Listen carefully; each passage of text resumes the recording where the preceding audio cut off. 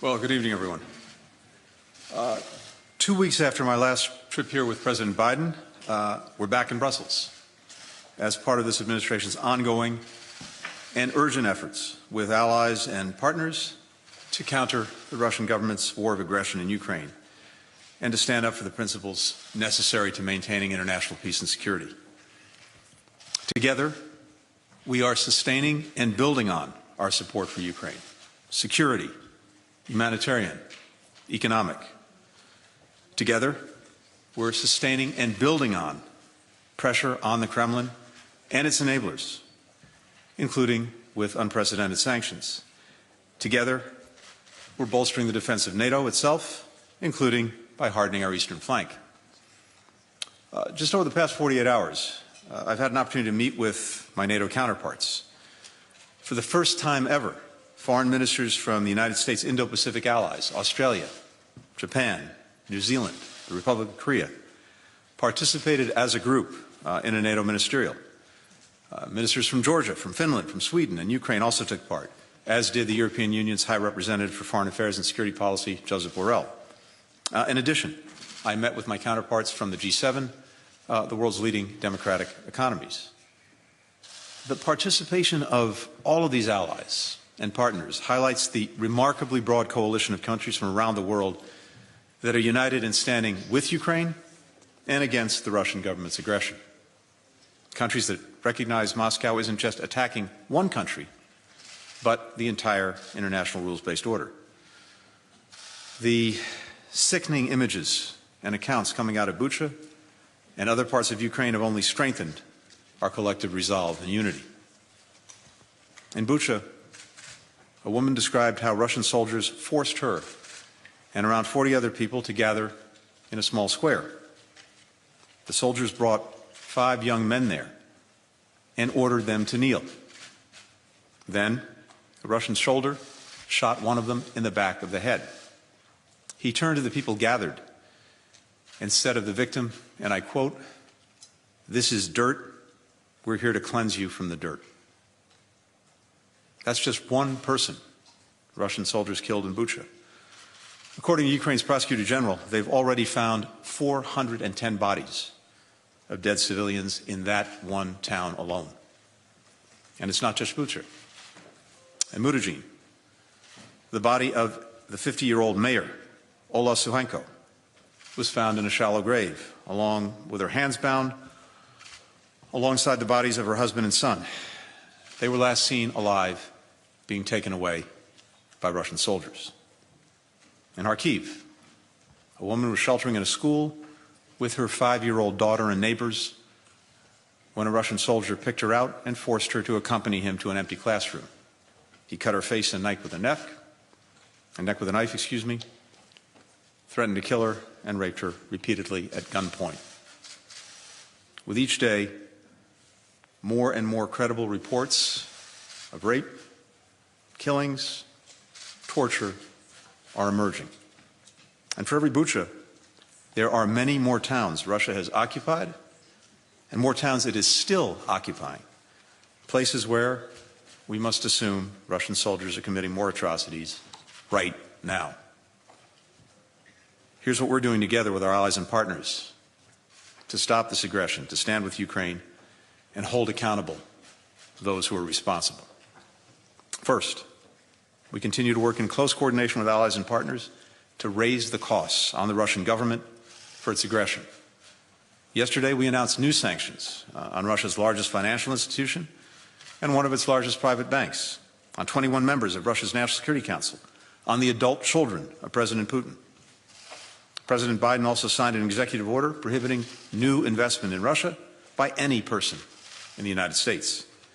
The European Union is also actively considering robust new measures, including bans on Russian coal, on Russian vessels accessing EU ports, on transactions with 4 key financial institutions. Second, the United States continues to work at an unprecedented pace to help Ukraine defend itself.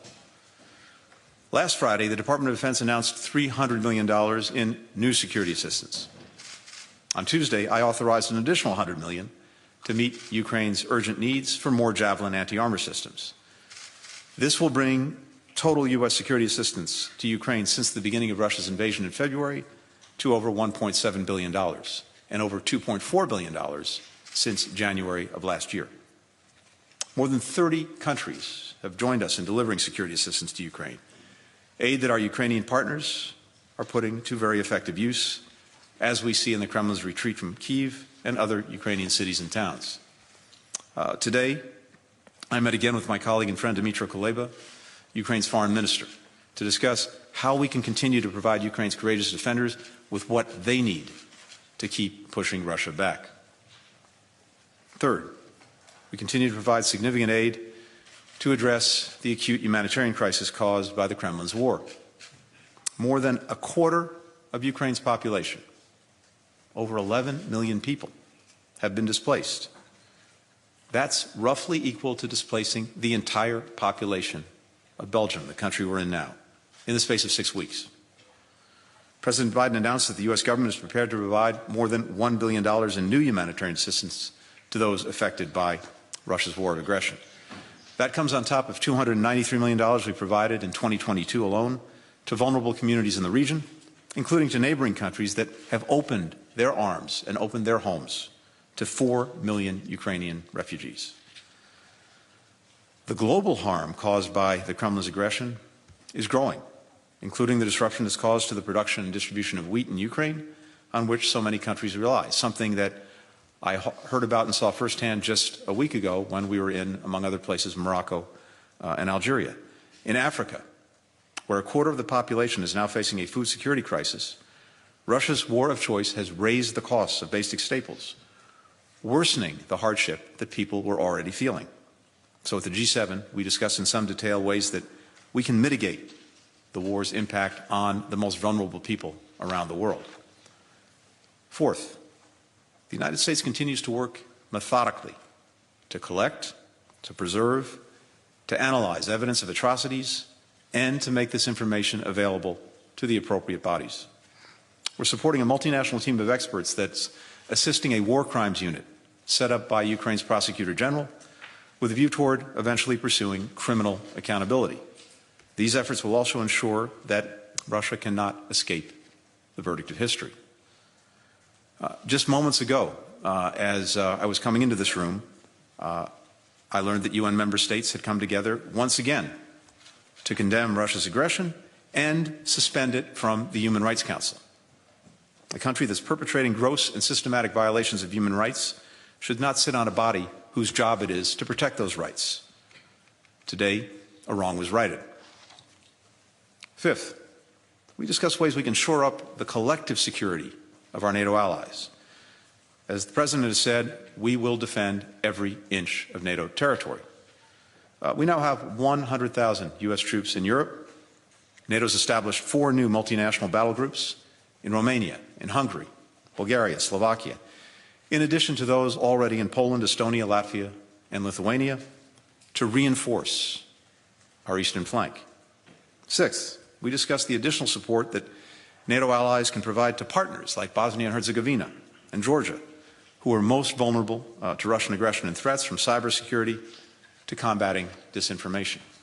Finally, we discussed at length a new NATO strategic concept. This is the public blueprint for how the alliance will continue to safeguard transatlantic security in what is a rapidly changing landscape. We'll release that document at the NATO summit in Madrid in June. President Putin thought, among other things, that he would weaken and divide NATO. This strategic concept will make clear that NATO is in fact stronger, it's more united, it's more capable of addressing 21st century threats. And I can say unequivocally from my discussions with many colleagues here in recent days, colleagues from around the globe, the revulsion at what the Russian government is doing is palpable.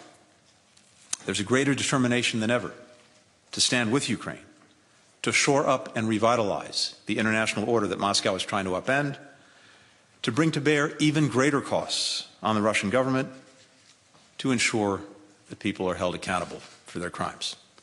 Thank you. We'll now turn to questions. We will start with Vivian Salama from the Wall Street Journal. Ned. Thank you, Mr. Secretary. Two questions, if you'll indulge me. UK Foreign Minister Liz Truss said today that allies have agreed to help Ukrainian forces move from their Soviet-era equipment to NATO standard equipment on a bilateral basis. She used very specific language there. And so is the U.S. going to match that pledge? And if so, can you tell me a little bit about the timeline, when you plan on doing that? Second question is, Ukraine's Foreign Minister Kuleba said today that as long as the West continues buying Russian gas or oil, it is supporting the Russian war machine. That's a direct quote. Are you pressing Europeans to commit to a timeline, a more aggressive timeline, for banning Russian oil and gas? Thank you. Great. Thanks.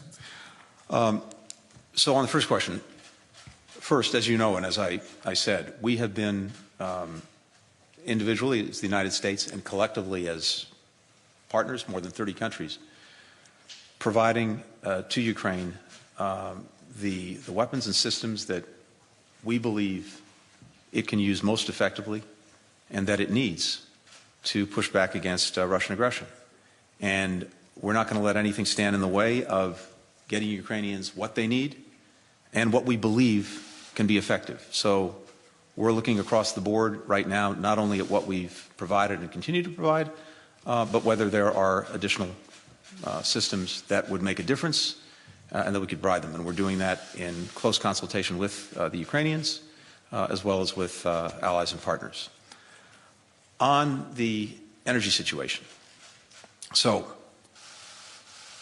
we've seen over many years a dependence build up in Europe on Russian gas, especially, as well as on Russian oil. And I think what I'm hearing very clearly is a commitment to end that dependence. We've seen again and again Russia use energy as a weapon, as political leverage, and of course the proceeds that it gets from the sale of its energy is now, yes, helping to fuel its aggression against Ukraine. And my strong sense is that Europeans are very much committed, as I said, to ending that dependence. But it's also not like flipping a light switch. You have to do it methodically. You have to put in place the necessary alternatives. The United States is doing a great deal to help in that regard. As you know, for this winter alone, we've worked to make sure that there were sufficient supplies, for example, of LNG to compensate for any losses from decreased sales of Russian energy or a cutoff in Russian energy. Going forward, you heard President Biden talk about this a couple of weeks ago when he was here. We're committed to increasing the supply of LNG. Other countries are taking steps to increase supplies of different kinds of energy. And as I said, Europeans seem committed to moving forward on this. I think it also tells us how imperative it is that we accelerate the transition to renewables. And we can, I think, and Europe can make a virtue out of necessity, not only by moving away from Russian energy, from Russian gas and oil, but moving toward sustainable energy and toward renewables. But it's a process. It takes time. But my strong sense is that Europe is committed to doing that. Thanks. Missy Ryan, Washington Post. Two questions for you. Foreign Minister Kuleba also today said that as Russia prepares for its concentrated offensive in eastern Ukraine, that Kyiv needs new kinds of weapons and more weapons in days, not weeks, or else more people will die. Has the United States committed, or will the United States commit to providing new kinds of weaponry to Ukraine within that time frame? And then the second question for you, do you believe that the apparent Russian atrocities revealed in Bucha and in other parts of Ukraine make it harder to attain a negotiated settlement to the war? Thanks. So, Missy, again, on the weapons, we've been doing this, all along. By the way, the provision of weapons to Ukraine to defend itself against Russian aggression, President Biden moved out on that aggressively many, many months before the aggression took place because of our concern that Russia was planning and preparing for it. We did an initial drawdown. The President instructed back at the end of last summer, another one in December, and then, of course, many since the aggression.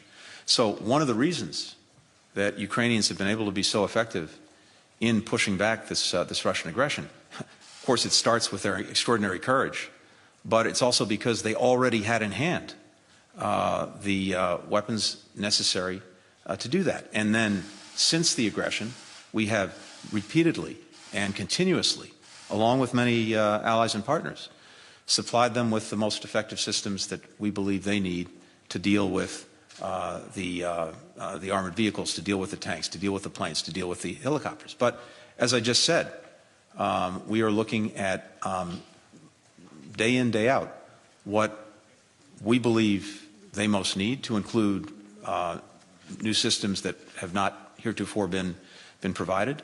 We're listening to them in terms of their assessment of what they need.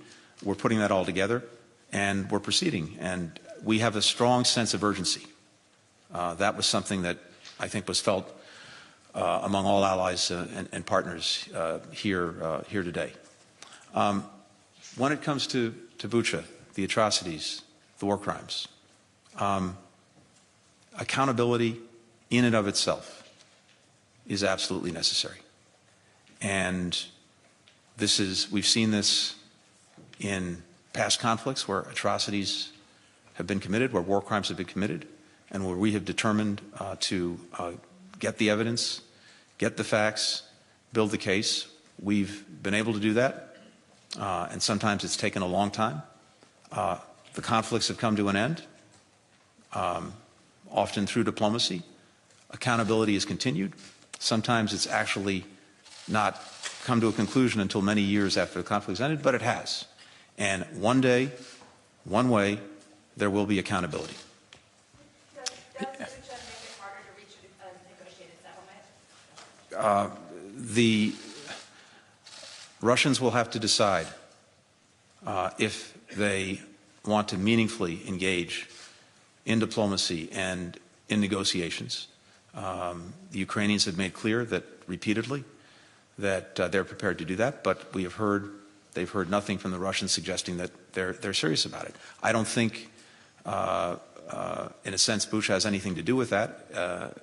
It has everything to do with what President Putin's calculus is, what he decides. What we can do about it, and what we are doing about it, is making sure that the Ukrainians have everything that they need to defend themselves and also strengthen their hand in any negotiation, that we make sure that we're keeping the pressure on Russia and indeed increasing that pressure through unprecedented sanctions, and as well that we shore up NATO's defenses to take away any notion in Russia's mind of extending the aggression being committed against Ukraine to a NATO country. Nick Schifrin, PBS. Yes, Secretary, thank you. Der Spiegel and others are reporting that German intelligence picked up over open lines Russian soldiers specifically talking about indiscriminately killing civilians. Can you confirm that the West has recordings of Russian soldiers talking about that? But the larger question is, what does it say? The Russian soldiers were apparently discussing this over open communications. And one on diplomacy.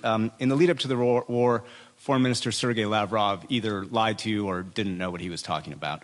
Can you deal with him in the future? And the connected question today is, European capitals are evicting Russian officials. Will the U.S. follow? Thanks. Thanks, Nick. I can't comment on the specific report that you're referring to, but what I can say is this, because we've said it before.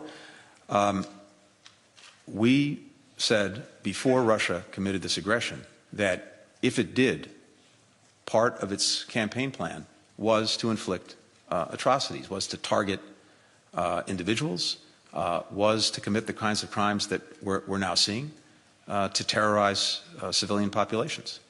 And so this, as we saw it, was part of the game plan all along. Now, horrifically, the world is seeing it as we see what happens in Bucha. And I've described it as there's a strange thing going on in the sense that, look, our TV screens have been filled for the last 42, 43 days with images coming out of Ukraine. Thanks to incredibly courageous Ukrainians who are filming things on their smartphones, and incredibly courageous reporters who stayed in Ukraine and are trying to bring this to the world. And yet, sometimes this constant flow of images almost normalizes and trivializes things to the point that people kind of see it as something that's in the background and don't respond to it. But then something so stark, so outrageous emerges, like Bucha, that it hits people. And again, to me, it's like we've seen as the Ukrainians have pushed back this Russian tide, we see with the tide receding what's left behind, and that is horrific death and destruction. With regard to diplomacy, look, there are diplomats from various countries that one deals with in the course of doing your job who occasionally have, or more than occasionally have, an adversarial relationship with the truth. That's part of the job. And the Russian officials, will the U.S. follow European moves? We are always looking at this, and we'll continue to do so. We'll take a final question from Terry Schultz.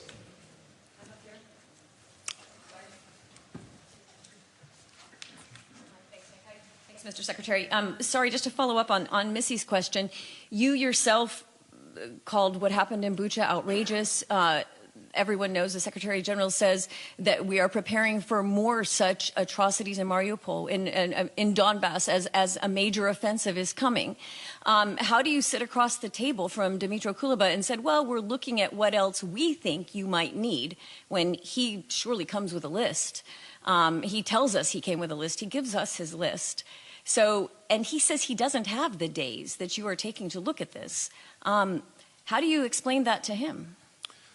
I talk to Foreign Minister Kuleba multiple times a week, and we're constantly going over what it is Ukraine needs, what it is we're providing, what it is we're helping other allies and partners provide. And again, you'll have to, ask him, but I think we were just together maybe an hour ago, and I don't want to put words in his mouth, but I think he said very clearly the appreciation that he has and that Ukraine has for the support that we have been consistently providing. So as we're speaking, we continue to provide what Ukraine needs, but it's also a constantly evolving picture. They're coming forward with new systems that they think that would be helpful and effective.